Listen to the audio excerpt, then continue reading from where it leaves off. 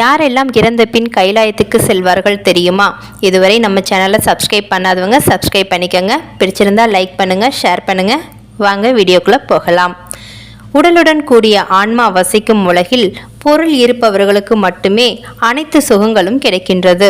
ஆனால் இங்கு சுகமாக இருந்த ஆன்மா இறந்த பின்பு எண்ணற்ற வேதனைகளையும் துன்பங்களையும் யமலோக பயணத்திலும் யமபுரத்திலும் அனுபவித்து கொண்டு இருக்கின்றது. அரிதிலும் அரிதான மானிட பிறப்பு கிடைத்தும் நாம் எதற்காக பிறந்திருக்கிறோம் என்பதை உணராமல் அற்ப சுகத்திற்காக பாவங்களை மென்மேலும் செய்து மீண்டும் இந்த உலகில் மாறுபட்ட ஒரு உயிரினங்களாக பிறந்து தன்னுடைய பாவங்களை கழித்து கொண்டே இருக்கிறார்கள் பகுத்தறிந்து உணரும் பலர்.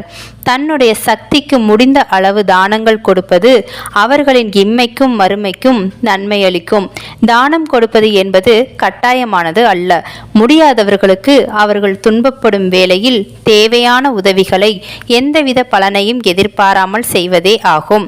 தாமிரத்தால் ஆன பாத்திரங்களில் எல்லை நிரப்பி தானம் கொடுப்பவர் ஒரு எள்ளுக்கு 1 வருடம் வீதம் கைலாயத்தில் வாழ்வார்கள். அவர்கள் செய்த இந்த நற்செயலின் பயனாக நல்லதொரு குலத்தில் பிறந்து திடாகாத்திரமாகவும் தீர்க்க ஆயுளுடனும் கீர்த்தியுடனும் வாழ்ந்து அனைவர் இடத்திலும் பாராட்டுக்களை பெறக்கூடியவராக இருப்பார்கள். நீங்கள் கொடுக்கும் தானமானது சிறிய அளவில் இருந்தாலும் அதை கொடுக்கக்கூடிய மனமானது பெரியதாக இருந்தால் முழு பலனையும் அடைய முடியும் என்று சாஸ்திரங்கள் கூறுகின்றது.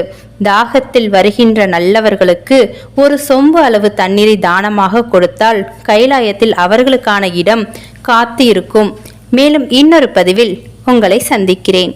நன்றி.